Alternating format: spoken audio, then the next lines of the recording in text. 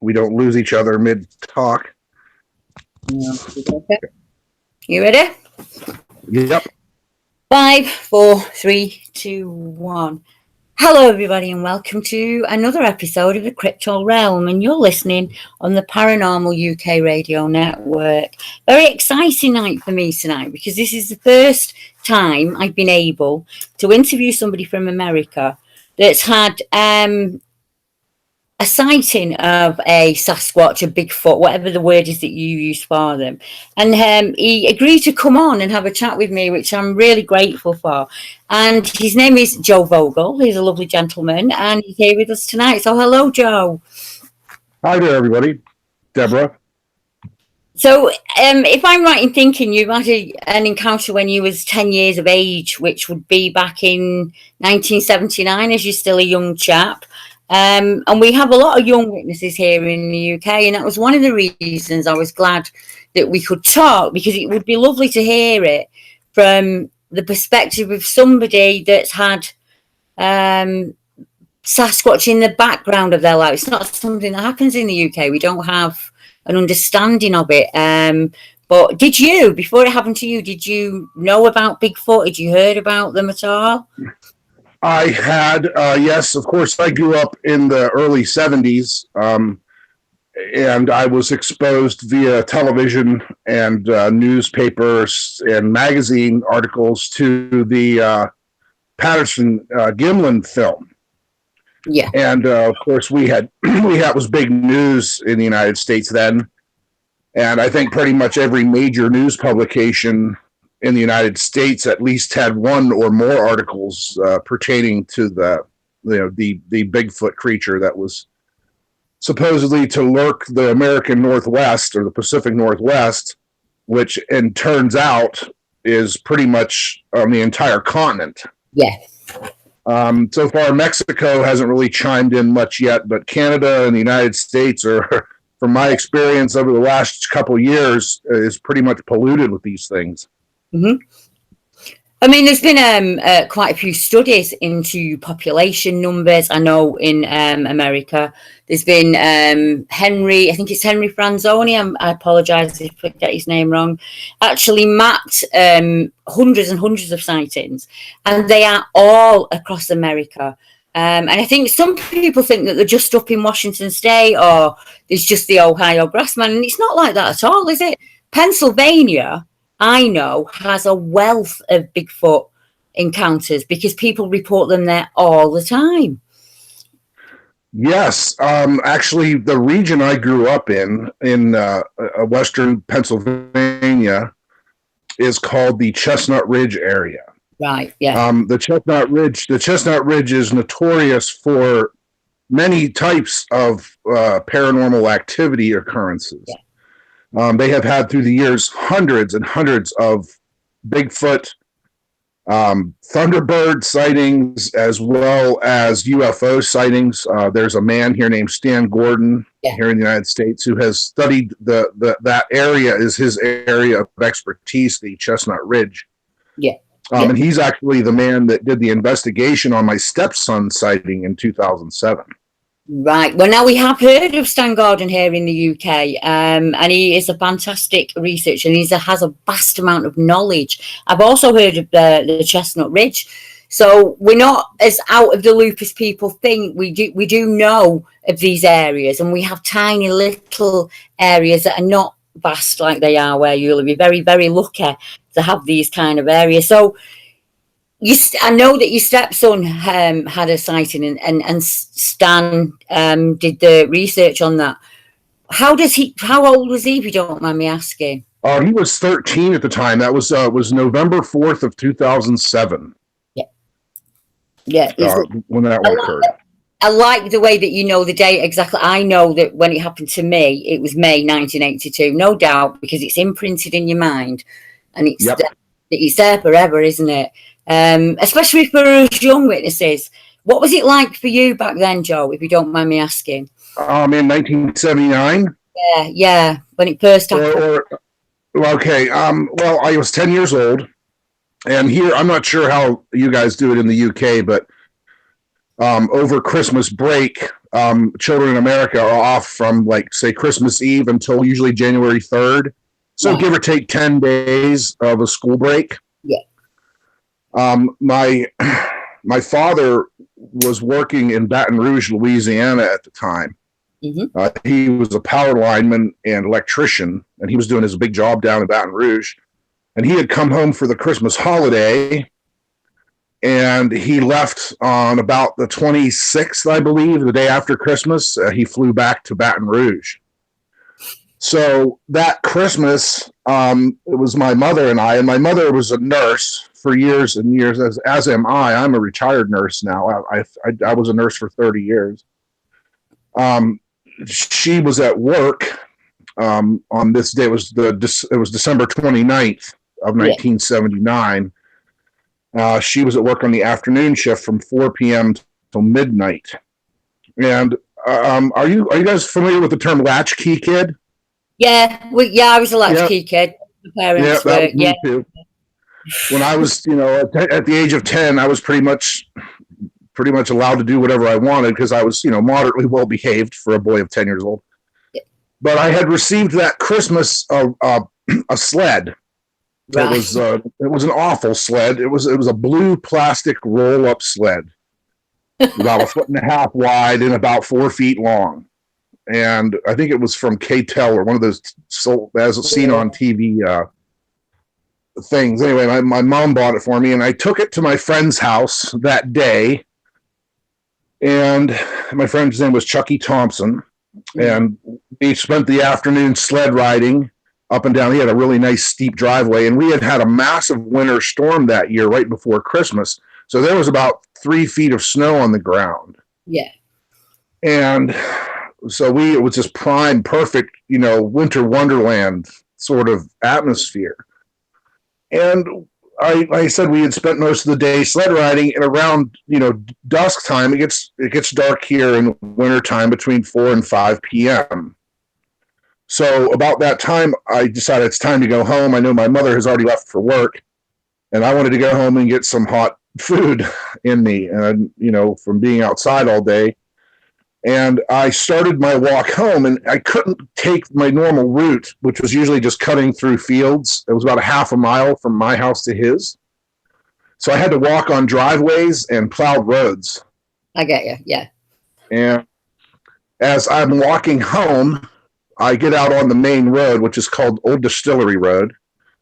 I get out on the street there. I don't want to call it a street because it was a very rural road at the time. There was only about 10 houses on it. It was a 3-mile long road, and it only had about 10 homes on it at the time. Most of those were farms. We'd call it a lane. And I had to walk on the road as I'm approaching my mother and father's or my driveway. The plow trucks, the snow removal equipment, had pushed big banks of snow up on either side of the road. Mm-hmm. So I'm walking up. The road is snow covered, and it is snowing lightly at the time. And as I crest the top of this little hill, a large Bigfoot crossed the road about 50 feet right in front of me. Wow. It crossed the road in about 4 strides, about 4 steps, and it went behind a snowbank and then moved behind the neighbor's house that was across the road. And it froze me in my tracks. Absolutely. I stopped dead in my tracks because, I was terrified. That's understandable. Yeah. Yeah. It was, I would place it to be about 7 feet tall. Wow.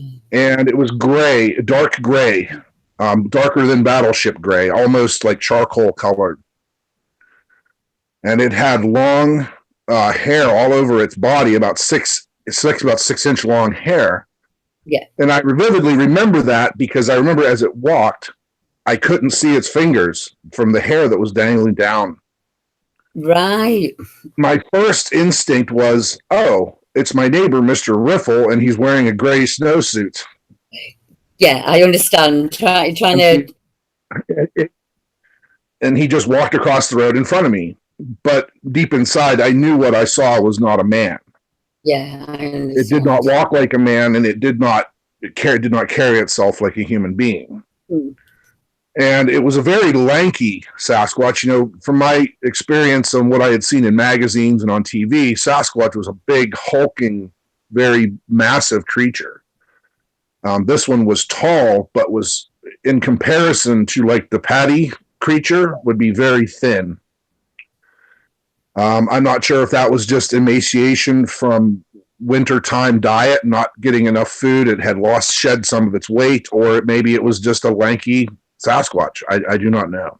I was just thinking the same thing, to be fair. I was thinking it's winter time. Maybe he's hungry and he's took a little bit of a risk. Well, I didn't think that at the time. Of course, I was a child, you know. But I've had many years to look back, and in retrospect, that's possible. That is what had happened. Yeah. I called out to Mr. Riffle, my neighbor, and he had just built this house a year or two before this. It was directly across the street from my mother and father's, where prior was just an empty piece of farmland.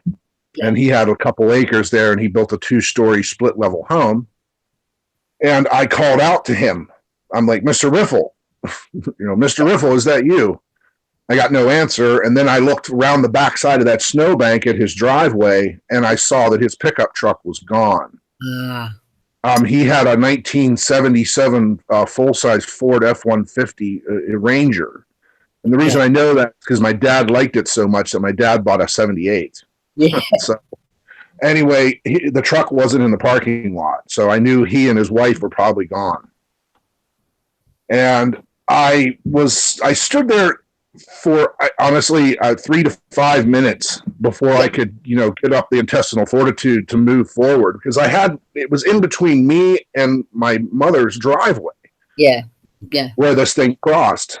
And even though I saw it go around the back of the house, I was still, paralyzed with fear. Is it going to come back? So, is it hiding? Yeah. It just kept walking. It from my estimation, and honestly, Deborah, I don't even think it knew I was there, or it didn't care I was there. Right, I've heard that before many times. It didn't turn and look at me. It did not make any sort of inclination that it saw me.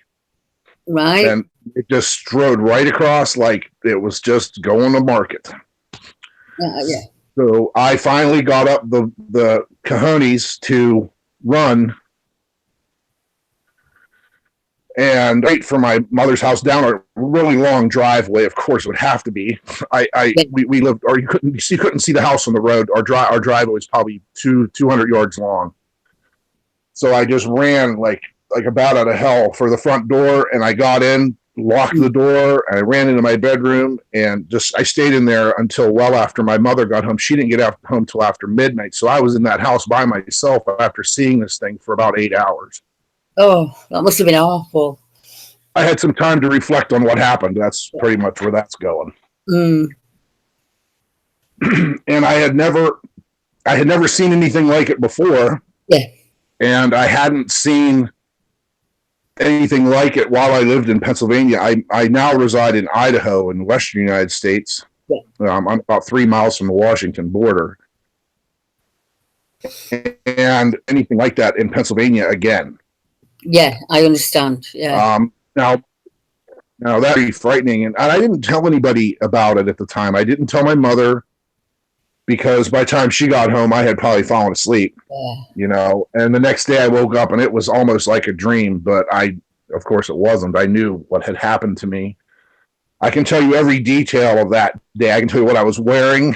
I can tell you what my mom had on the stove for dinner for me that I didn't eat, and, she actually approached me the next day and said, "Why didn't you eat dinner?"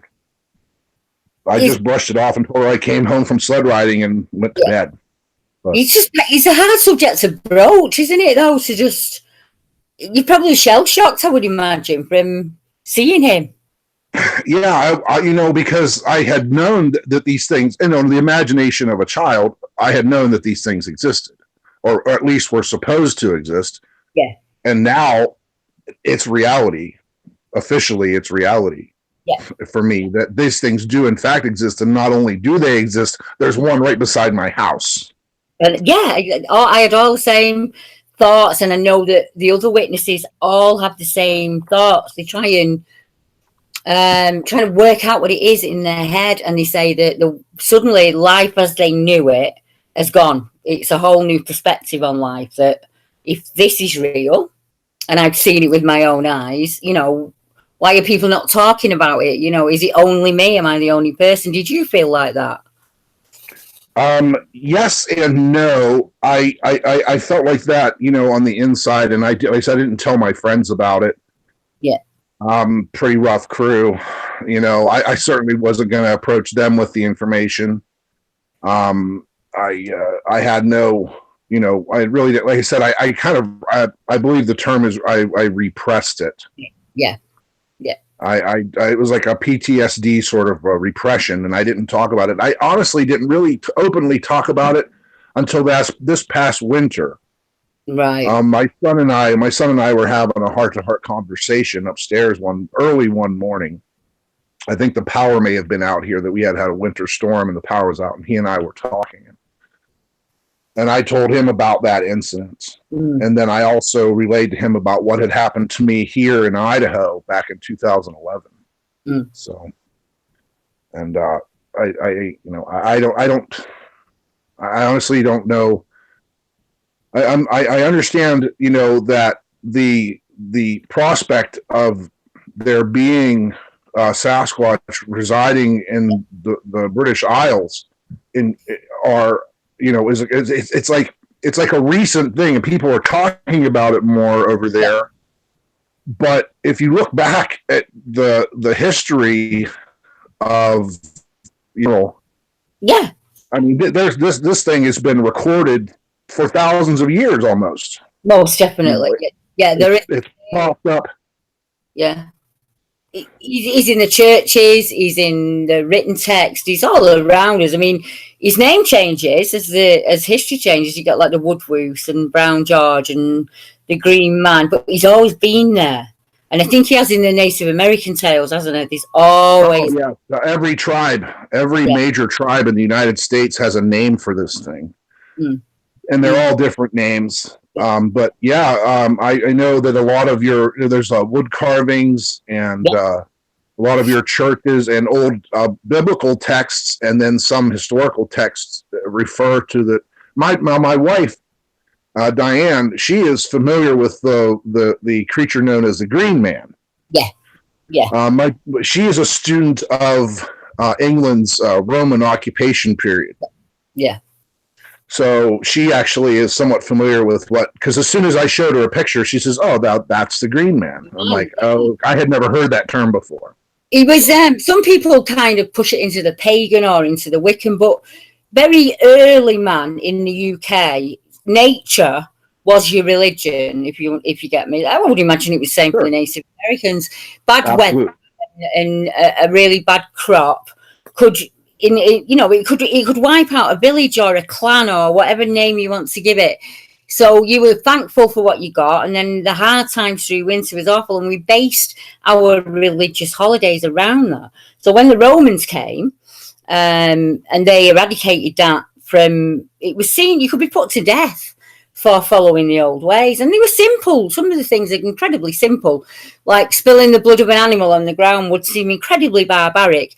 But it's just blood, fish, and bone. It's the same as a bear taking salmon into the forest. It's the nature's way. But these things were considered as like alternative or a bit like witchcraft, and it had this bad connotation to it. And I'm not sure if that's why it's been taken from history. Or, that's my personal opinion. It's all down to the Romans. But even people here in the UK, you can mention the Green Man and they won't know what you mean. You have to explain it, and they say, "Oh, like Herne the Hunter or Pan," because there's so many regional names for him, like in America, that it depends on that, what the person's knowledge of. Some people call them Zummets, other people call them Geets. It's I think it's like Genosqua and all the American names that come out. It's a regional thing or a handed down name that kind of thing. My understanding is, okay, so the word Bigfoot and Sasquatch is used interchangeably here. It means the exact same thing, of course. Yeah. And there you have your regional variations. Like down in the southeastern United States, you have what are called swamp apes. Yeah. Yeah. And then if you move westward in towards the Alabama, Mississippi area, you develop what they call wood boogers or swamp boogers. Yeah, I was just thinking. And then on the border of Mississippi and Louisiana, they have a creature called the Honey Island swamp monster. Yeah, I remember. That was actually caught on film once by a man named Harlan Ford, and I think his video actually predates the Patterson Gimlin film by a year, or it's about the same time. I think his granddaughter, who was younger than me by about 10 years, I think, she actually still out there researching. Yes, and she has the original film. I saw a bit that M.K. Davis did with her recently, where they kind of met up over there while he was doing a little investigation of the Honey Island swamp. But I thought that was fantastic because it's handing it down the generations again, where these old stories come into play in families. And we hear that a lot in the UK. They'll say, "Oh, well, my grandfather told me about, or my grandmother told me about, and don't go into the woods because the geet will get you, or don't go into the woods because the ginger rar will get you." And they're just family stories that have always been there, but people haven't known what to do with them, if you get what I mean. There wasn't anybody collecting them really in the UK before I came along. People just kind of huffed at the idea. It was a ridiculous idea, and it wouldn't happen. I mean, obviously, there's hundreds and hundreds of witnesses, so it is happening. But they'll say that that's anecdotal. But what else is in a witness account? I've seen some of, and I can pretty much vouch for this. I've seen some of Bigfoot Tony's field work. Exactly. And the things he found, his tree structures and ground glyphs are identical to what we find here. Yeah, he's found intricate ground alarms. The stick traps. Yes, we have those here as well. Yeah, and I kind of put it out there and asked people to go out and see if they're finding them, and the answer is yes, they are. I just popped one last week. My friend Steve and I were up doing a little follow-up investigation at a big campground and outdoor recreation area here in Idaho called Honeysuckle and Skookum Creek. Yeah, I know Skookum. And I popped a stick alarm while we were walking along. I was about 20 feet ahead of him, and I popped the alarm, and I said, did you hear what I just did? I don't know whether he heard me or not, but he found a nice size footprint, about a 12-incher. So. Oh, wow. Skookum was where they found the body cast, wasn't it, if I'm right? Yeah, that was the Skookum Project. Yeah. That was, I think Dr. Meldrum was involved with that. Yeah, I remember. And several others. Bigfoot Tony also got the tree pusher, which I think in the UK. Yeah, that was a good one. That is absolute obvious. Nothing looks like a miniature King Kong standing at the bottom of that tree. Waving a tree. Yeah. When I first, it took me a second to get my eye in, I'll be honest, because I saw the tree movement. I didn't think to look down. And it was only after a number of, and then I thought, oh my goodness, once you've seen it, and there's no unseeing it after that. And it's the idea is so hard for people to understand that they are out there in the woods. But when you look at him on that video, he's completely blended into his surroundings. If he didn't move, you wouldn't make him out. Right. There's a theory that they've come up with here recently. I know there's been a couple different takes on it. Is that I know M.K. Davis did a thing about the type of hair that they are covered in. Some of their hairs are brown, some are black, some are translucent, and they move light like fiber optics. Yeah, and this the oil. They'd be able to camouflage themselves as long as they stood still. You probably would miss them. And then there's another fellow that came up with. I don't mean to keep interrupting, but there's another fellow that came up with a thing that if you take up the hair and you hit it with a light, it actually it's a black hair that actually has a green tint to it, and it kind of tints into the color of green.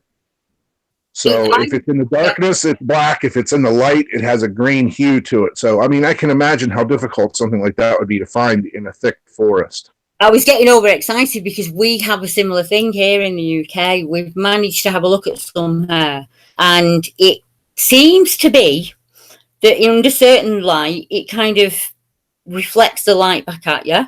And they think it might be something to do with the oil, the actual natural oil upon the hair that has this kind of chameleon effect in a way.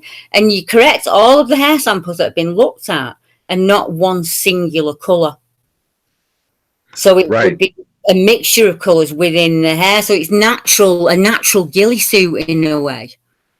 Right. There's definitely has to be some sort of evolutionary adaptation to environment. No different than some of the Sasquatch we have here in the United States are white, bright white, like snow white. Wasn't there a Pennsylvania white one? Yeah, the Carbondale. That's eastern Pennsylvania.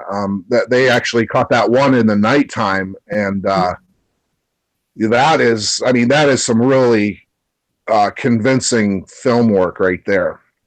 That pretty much sealed the deal as far as if there was anybody that had any doubts about it, that certainly would definitely push someone towards believing. I mean, you can see the individual muscles of the face moving. You can see its mouth move. Yeah.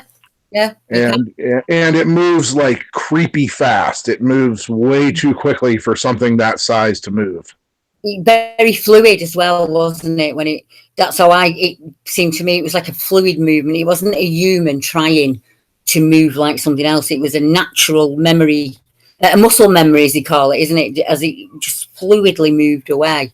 Yeah, there are many years ago. You didn't get great evidence, do you? We're very lucky now that there's quite a few videos out there.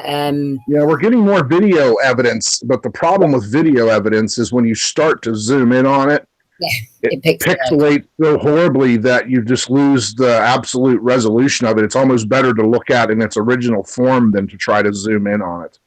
Yeah. It distorts so horribly, even in high def. Like a 4K high def. As soon as you start zooming in it, you're looking at the individual pixels. And there's been certain videos that have popped up that once they're zoomed in, it just feeds the skeptic.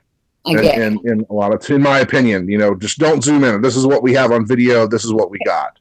Yeah, that's it. It's like I like the Probe and Canyon ones with the stick thrower. And the one that stands up, because at first I thought, it's just a bear, and it stood up on two legs and it closed. Oh, I know, that thing was huge. That is actually the type that I saw here in Idaho back in 2011. When you had your second encounter, did it look completely different? Yes, the second encounter. Well, I should just go ahead and give you the encounter story, and that way we can get through that.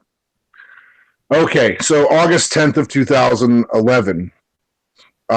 My girlfriend at the time, she's my ex-girlfriend now, and I had planned a camping trip at an area here in North Idaho, outside of a town known as Kingston, Idaho. There is a recreational area called Bumblebee, and Bumblebee is divided into Bumblebee Meadows, Bumblebee Campground, and a couple other little areas around there.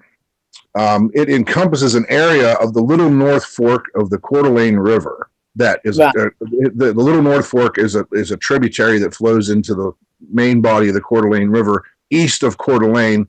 Now this is over by closer to Montana. Mm-hmm. Okay, so we had planned this big 3-day, 3-night camping trip. We were going to camp Wednesday, Thursday, and Friday night, and then Saturday we were going to go on a river float trip, which is the big inner tubes we blow up, and people get on the river and float down the river, and it's a leisure activity. It's a slow moving stream, so it's not really there's no rapids or anything like that. Yeah. So a lot of people fill up their coolers with food and beer and whatnot and head out on the river. So that was our plan for Saturday. Now, so we arrived on Wednesday as kind of an advance party.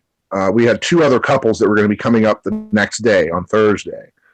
It was her sister and her sister's husband, and then my friend, who was a professor at Washington State University, and his girlfriend, fiance at the time.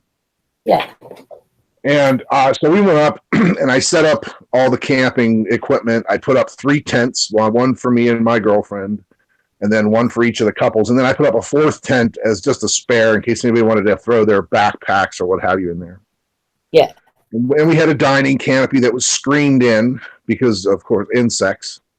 And then we had a tarp canopy that I put over top of our cooking area, where the camp stove and all that, and the radio and tables were. So we did all that. We got there, we set up camp, and we got there early in the morning that Wednesday. We got there at 11 o'clock. Well, not early in the morning, but we got there earlier than most people start to set up for camping. We got there around 11 a.m.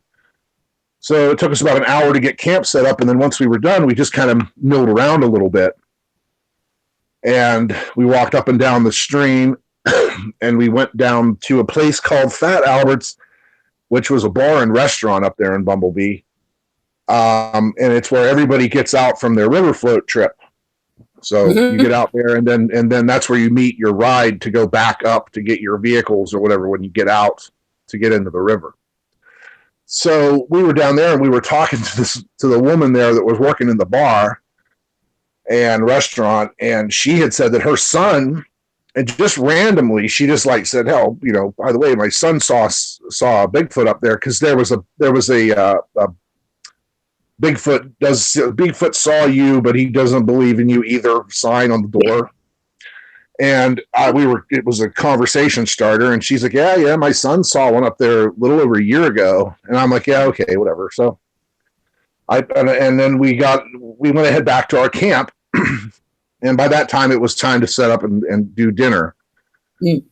So we had some oysters I did in the shell on the grill, and we had some steaks that we had bought and brought with us. And I cooked up these steaks and oysters and whatnot. And we had our 2 dogs with us.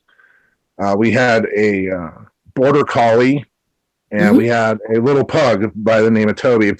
He had one eye. Yeah, he was raised in a household that had German short-haired pointers. Right. And the pointer puppies got a hold of him when he was little and took his eye out. So I know it was sad. But he was a great little pooch. Both of these dogs were extremely well behaved and very accustomed to being outdoors. Yeah.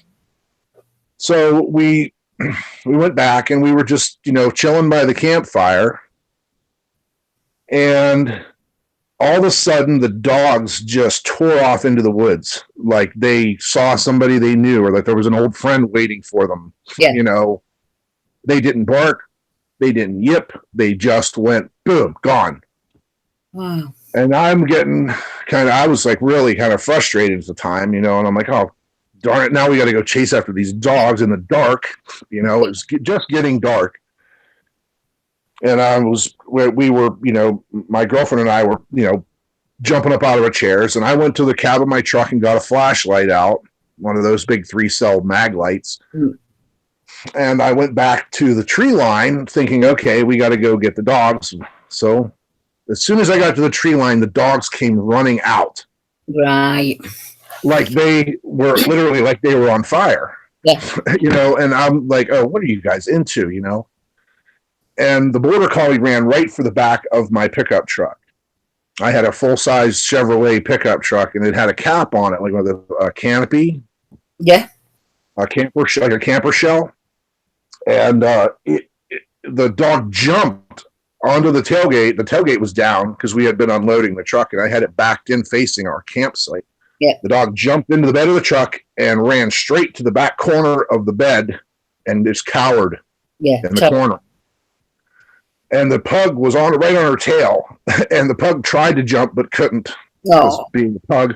So my girlfriend, she was able to grab the pug up and pick him up, and she sets him in, and he ran straight to the back and just did everything he could. I thought he was going to try to go straight underneath the other dog. Yeah, he must have been really scared.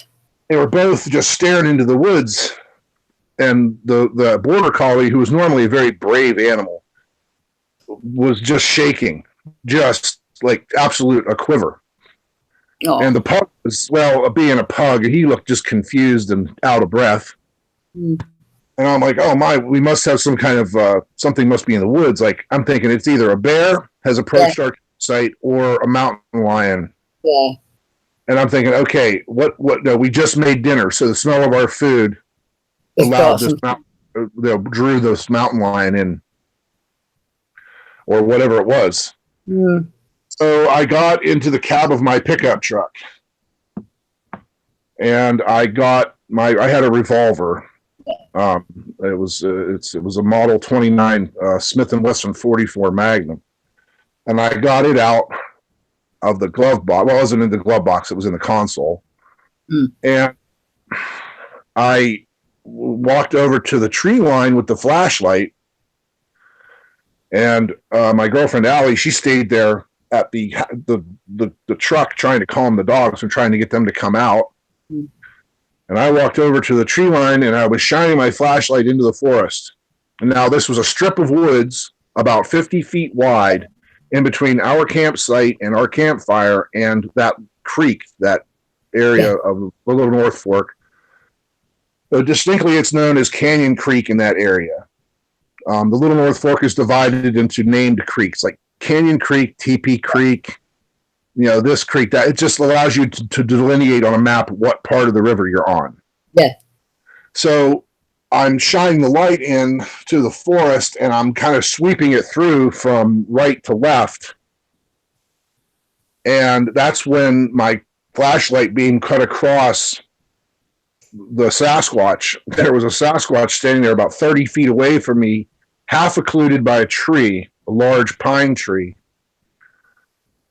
And I was, I didn't know what I was thinking at the time, but I just kept the flashlight beam moving. I didn't stop and shine the light into its eyes. I just kept the beam. I swept it right across, and I took a big deep breath, and I stepped back from the forest, like about 4 or 5 steps. And I knew right away what I saw. Mm-hmm. I didn't need to look again. Yeah. I knew what it was, and it was unmistakable. It had to be between 8 and 9 feet tall. I'd put it at 4.5 feet wide because it was half occluded by a tree, yet I could still see several feet of it. Wow. It was not hiding. This thing was not hiding. It was not trying to be stealthy either. It was looking right at me as I crossed that beam across it. The beam went right across its chest, like the center of the flashlight beam. Wow. And in the excess light, I could see it from head down to the weeds. It was pitch black, like black bear, like shiny black. And it had no neck whatsoever. It had a bump for where its head would be. It was just all shoulders, all chest, and extremely, extremely massive. I refer to it as a brute. Yeah. For lack of a better term, I call it a brute. And people have asked me to describe what it looked like, and I always say, take an old Datsun pickup truck, an old 2-wheel drive little Datsun regular cab pickup truck, and stand it on its end. It's like that. I mean, absolutely just built like nothing I had ever seen. So I, of course, went back. I said to my girlfriend, look, there's something in the woods. I saw it back there. Let's just act normally, and hopefully it'll just go away. I had a lot invested in this camping trip. I wasn't going to just jump and run. And I was somewhat familiar with the behavior of these things, through the years. Yeah, I get you. I'd heard every gamut there is. I've heard of them attacking people. I've heard of them eating people. I've heard of them attacking dogs. I've heard of them taking dogs. Yeah. And I'm assuming that 2 things happened. It smelled our food cooking, probably the oysters. And once it saw the dogs, it was like, oh, it's dinner time. And it was after those dogs. My firm belief is it was going to try to get those dogs. It probably speak as a corridor as well. I honestly don't know what this thing's intention were at the time. So I told my girlfriend, look, there's something back there. I think it's black and it's in the woods. And she was still trying to mess with those dogs. And we finally got the dogs out of the truck. And we got them into a tent there, one of the spare tent that I had set up. Yeah. We just kind of shuffled them into there, and they went over and just laid down. everything kind of started to calm down for a minute. And I'm thinking, I didn't hear this thing again. And I'm like, it must have moved off. Yeah. Finally, you know. And then as soon as I sat down in my chair, I hear a twig break in the woods, probably 30 feet away, 20, 30 feet away, like roughly right where this thing was standing. Oh, so now I'm like, great, this thing is still there. watching us. And I told her, you know, look, throw some more wood on the fire. Please, let's throw some wood on the fire. So she did. We loaded the fire up with a bunch of excess firewood. And because that's kind of standard practice for large predator. Yeah, get your if you have one, you know, build your fire up. It's supposed to chase them away. So, or keep them from approaching you. And that was pretty much. Now this whole event took about half an hour. Yeah. So I'm trying to time compress it for everybody here. So roughly I went back down and I sat down in my chair, and I'm sitting there in my chair for a few seconds, and out of the woods comes tumbling a rock. Oh. And I say tumble because it was like end over end tumbling, like an egg thrown underarm. Yeah. Yeah, it was like it was an oval shaped rock, about 8 inches long and 5 inches wide. I know this now because I still have the rock. It's in my rock garden in the front of my home right now. It came flying out of the forest and it grazed right across the top of the fire. And when it hit the fire, it sent sparks flying all over my dining canopy. And I had a Mountain Dew there, a soda beverage, and I grabbed it and I poured it. I jumped out of my chair and I dumped it all over the dining canopy to keep the dining canopy from catching on fire. And I had pretty much had a gut full of this, and I turned and I said, "Look, I am armed. I will shoot. And please do not, whatever's going on, just go away." And I'm trying to shout at this thing. And my girlfriend's like, "Well, who are you talking to?" Yeah. And I'm like, well, I said, "Look, I think there's a Bigfoot back there." And she's like, "Well, no kidding." And I'm like, okay, so she's from Idaho. I was not from Idaho at the time. I had only been living out here a year, having moved from Pittsburgh. And so she kind of like panicked at that point and moved way far back from the woods and went over by the truck. And I had a pistol, that 44 Magnum, and I fired 2 rounds into the air. Yeah, warning. And that I thought that was going to scare it off. It did not. Okay. It agitated it even more. It started breaking branches. It snapped a branch off of the tree. It sounded like a tree breaking. Yeah. It was so loud. It startled me because I thought, okay, I just shot 2. I don't know I know you guys don't have a lot of guns in England, but if you ever heard a shotgun or a 44 Magnum go off, it is a very large boom. Yeah, you have most animals running. And I thought maybe this would scare it off, but it did not. It totally, all it did was just make it matter, and it started breaking trees, and then it took off. Thank goodness. It went splash into the river. 2 steps, it crossed a 15-foot wide creek, and then I heard some gravel rustle, and then I heard some brush rustle. And thank goodness it didn't come back. But I was done at that point. We took everything we could get that was worth any money, the camp stove, the radio, the coolers, the dogs. We put the fire out, which was an extremely tense time, by the way. Yeah, no fire. Once that fire went out, it got really scary, So I just threw everything that we could into the bed of the pickup truck, threw the tailgate shut, and took off and drove home about 45 minutes. Wow. And we didn't really even talk about it on the way home.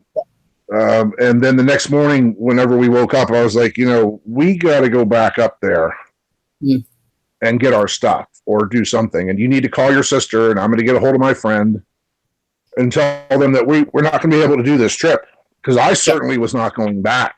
Yeah, and sleeping over there. Yeah, I'm not going in and sleeping in a tent with this 9-foot tall behemoth in the woods right beside my, no. Yeah. And I'm certainly not taking the dogs back up there. So we went back up, gathered up our camping equipment. But nothing on the campsite was disturbed that I could tell. Everything I trashed the campsite as I was leaving the night before. So we grabbed everything. We just shoved the tents and everything into the bed of the truck. We didn't even fold them and put them in the bags. We just shoved everything we could, grabbed the tables up, folded them, shoved them all on top of the tents and everything. And I took a real quick look around to see if I could see any footprints or any sort of proof that this thing was there. And I showed her right where it was standing when I first caught sight of it. And we looked around and we went in the woods, and I found that big branch that it had snapped off. It was about 5 or 6 inches in diameter, and it had snapped it off right at the tree. It was like right at like clean, just like it popped it right off. And we grabbed that rock that was lying there beside the dining canopy. And I said, I'm keeping this because this is a Sasquatch threw this at me. This was my souvenir of that night. So we got in the truck. And of course, at the time, I went back up there. I went back up heavily armed. This time I had my pistol with me and I had a shotgun over my shoulder because I wasn't taking any chances that time. So, but I didn't go back up to Bumblebee for years. I just went back up there recently, just this past summer with my friend Steve. He's kind of my research partner here out in Idaho. And we went up, I showed him where this occurred. And then he and I took a little ride up the road a few miles, and we found some pretty amazing stuff up there.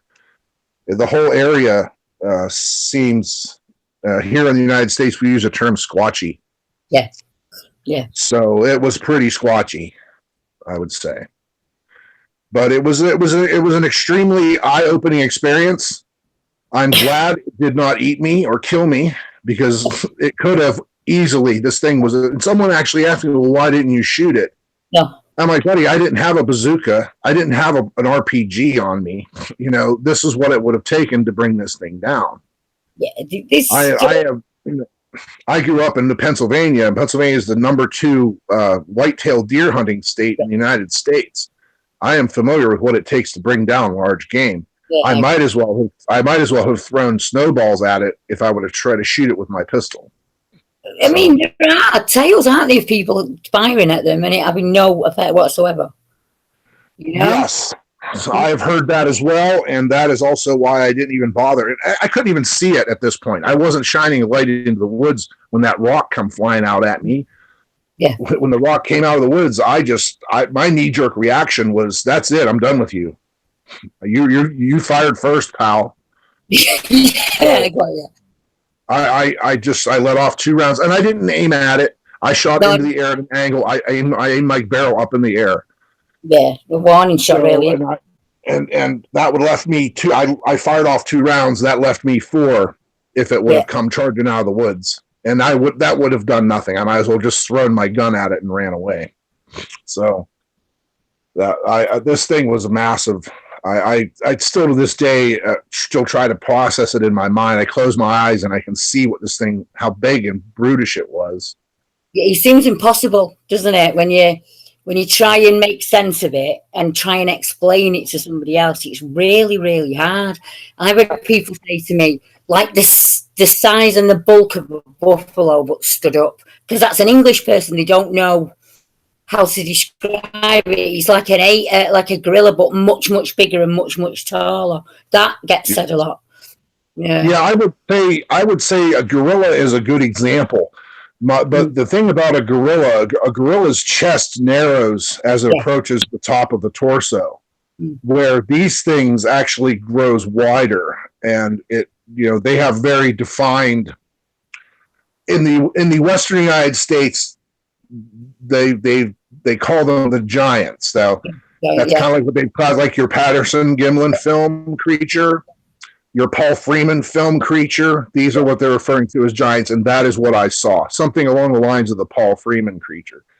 But I mean, the area that you described, there are lots and lots of, as you said, it was on a narrow strip of land. But if that creek runs and meets other creeks, that's a real easy way of getting around at dusk and dark. You wouldn't really be seen. You're not really leaving a scent trail or a footprint by using the rivers and the creeks. to get around. I think that may be how they're doing it here in the UK, because the sightings are all very close, very similar. People camping, doing something outside of camp that is impossible. They get an eye shine, or this typical Sasquatch shape, no neck, very broad shoulders and chest. It's very similar. I took an account from Bempton in Yorkshire only 2 weeks ago. A similar situation, in the law at a torch into a field. They see eye shine, but it's incredibly high up. It's impossible. It's an open field, so it's not an owl or anything like that. Right. And the guy starts to walk towards it, and as he walks towards it, he said it moved backwards. It didn't turn and walk backwards. It moved backwards fluidly. To which point he realised that they were coming to the edge of, as you know, Britain's an island, so everything has a cliff. They were coming close to the edge of the cliff, so he turned around and he went back. And his friend said that this thing that was about 8 feet tall dropped to the ground and crawled on its belly. I have seen a lot of that type of activity. There's a research group here in the United States called MBEST, MBEST, and that's they're affiliated with Kerry Arnold. I know it's Kerry Arnold, Doug Arnold, I believe his brother, and MK Davis and Marcus Ellis are involved with this project, and they have got some really great video of a Sasquatch laying on the ground staring at them. Yeah. And you can see it blinking. It's like a beige or brown colored, light brown colored Sasquatch, and it's actually blinking at them. You can see its eyes blinking as it's watching them. That's really strange. That's what it was Paul Sinclair who told me, and he said that he saw it blink. It was eyes, he said, as wide apart as a cow's, but about 8 feet in the air and forward facing. And they blink. The breadth of their eyes, I would say. So if you were to take, like the way I try to describe it, if you take your thumbs and put them together and create and stick your fingers straight up like a letter L and a letter J facing each other, and you touch the tip of your thumbs together, that's about how far apart their eyes are. Right. Which is probably about 1.5 times the width of a human being's. Yeah. But it's similar habits. I mean, we're hearing the same thing coming out of Russia. And quite recently, we've been getting reports from Germany and France. And for all people will throw their hands up at that, there is more chance of them being in Europe than there is of them being in the UK, because Europe and Russia just have land borders. There's no open ocean. There's nothing. So you could follow the early foraging routes quite easily in and out. And reports have finally started to come in from these areas, Finland and Sweden and the Baltic states, an history of large, giant monsters. That this is a very similar tale where you come from, where she has a basket. It's like a hairy female Sasquatch, and she has a basket and she puts children into the basket and takes them away. I haven't heard of the basket, but I've heard of them. Especially in the American Southwest, New Mexico, Arizona. I guess those things down there just love to steal women and babies. Well, they used to. The Native American tribes have many accounts of their oral tradition and stories written about these raiding cannibal beasts that would come up out of the woods and steal women and babies. Yeah, it's the same here and the same in Russia. Same stories. It just has a different name for the person that's taking the children and apparently these things are more human than a lot of people want to believe. And in my estimate, you have good people and you have bad people. You have bad people, you have murderers, you have rapists, you have crazy people, and then you have normal everyday folks that just go about their business. And I would say that if these things are even close to being human, then why not? Why wouldn't they have it? Why would they be any different? They would certainly have different dispositions, different personalities. Some could be mean bastards, and some could be good and benevolent. I say that. So you like say when people talk about dogmen and why they're so aggressive, and I say maybe they're just assholes. I don't know why. Yeah. Maybe us that sometimes we might make a mistake where we've crossed the line and we don't realise. Like you said with it, setting up a ground alarm. If you're not a knowledgeable researcher and you carry on and you stumble into a situation that could make them aggressive.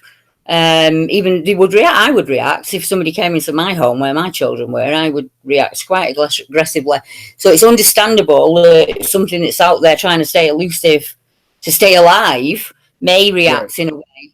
You know, if we make a mistake, kind of thing. Just like with bears, and you know, you can turn a corner and there's a mother and cubs, and that's it. You know, your day's changed. That kind of thing. Yep. I honestly, you know, that's my theory. Not my theory, of course, but it's a theory that I subscribe to about game cameras. You know, these game cameras that people put up on the forest to try to catch these things. Yeah. You're essentially invading this thing's home. Yeah. And hanging a new clock on the wall. Yeah, I agree. You know, and it would be like you sitting in your living room looking up and seeing a new clock on the wall. And it was, I didn't put that there. What is that thing? You know, I would be very leery of it. And these creatures are already very suspicious, excellent at hiding and excellent at being stealthy. And God knows how well they can move amongst the treetops. Yeah, there are lots of reports. It tends to forget up. I've taken a few reports from child witnesses normally building like the rope swings, and there'll be kids and they'll be making a lot of noise, and the lads have made like jumps for the bikes and things like that. And then they see something up the tree above them. I've taken quite a few reports where that's come into it, and the children run off on all occasions. The children run off, as you do, because you're a child witness. But there's, in the UK, I think it's the same for America, there isn't a standard witness, is there? They come from all across the board. No, so that you get everybody. You have doctors, lawyers, physicians. You have policemen, military personnel. Yeah. We have many stories of our military covertly engaging these creatures. Mm-hmm. And of course, our government, they just love to deny it, because if the fact that a enormous bipedal hominid was living beside us in our forest, you know what that would do to our tourist industry and our national parks? Yeah, and the logging and the mining, all that would have to stop. The timber business would be decimated, because now we have to protect these things. Yeah, exactly. Keep them, you know, and list them as endangered or a vulnerable species. Well, this theory, isn't it, that they're 92% human, that there are some DNA studies out there that are bringing it up as 92% human on the female line. That would give them human rights. Yeah, well, it would also, you know, of course, it would make it illegal to kill them. Yeah. The state of Washington, it is illegal and has been for many years. It's illegal to kill a Sasquatch in the state of Washington. Yeah. And I go over to part of northern Washington, northeastern Washington is in my research area. So I get over there quite a bit. But there's, you know, the area I'm in is the panhandle of the northern panhandle of Idaho. Right. And that bisects the state of Washington and the state of Montana. Oh, you lucky man. Yeah. And so I am like right in the middle of this region. Now, the Cascades, where most of the Pacific Northwest Bigfoot activity happens, from the Cascades that run down into Oregon and into northern California, that mountain range. Yeah. I'm about 5 hours away from that. So, but yeah, it's a very rich environment where I'm at here. I'm on the western slope of the extreme northern North American Rockies. I'm literally at the base of the Rocky Mountain. When I come over next year, I might get a little tiny peek of that. Hopefully. Well, I don't know that you had mentioned that you were coming to Washington. Yeah, I'm not. You said we're going to Washington State Park, I think. I do not know where that is, but I'm sure there probably is one. Washington is just Western Washington is forest, dense forest, almost rainforest type of territory, especially the Olympic Peninsula. I think that's Central Washington is a desert. Right. No, we're going to the Olympic Peninsula. Yeah, and Eastern Washington is agricultural. It's mostly farmland, mostly wheat fields and garbanzo beans. And then northeastern Washington up here by me is, again, it becomes forested. Well, I think we're going to have to invite you to come back on, Joe, I'm afraid, because we've got to the end of our time, unfortunately. Yeah, kind of and I figured have we'd be in there. so many more questions I want to ask you. Well, I'm pretty much available whenever you're free. I'm free every day here right now. I'm retired at the moment, but I'm going to be going back to work here to get us a little Christmas money coming into the holidays. Oh, that's fantastic. I will definitely bring you back on because I've got we didn't even touch on your stepson's sighting. So that is a really great, that's a great encounter. And I have so many photographs from that encounter. I have, really, that's just in general, a great story. So yeah, we should talk about that one in the near future. Oh, that's that. If you want, I can just write you up a nice email and send you the description and send you some photos, and you can do that on your own time or whatever however you want to cover them. I will put them out on YouTube for anybody that wants to see them. So until next Thursday, thank you all very much for tuning in. It's been wonderful for me. I really enjoyed it, and I hope you guys have too. This is the Crypto Realm with Joe Vogel and Deborah Hartswell. So until next time, thank you very much, everybody. Good night.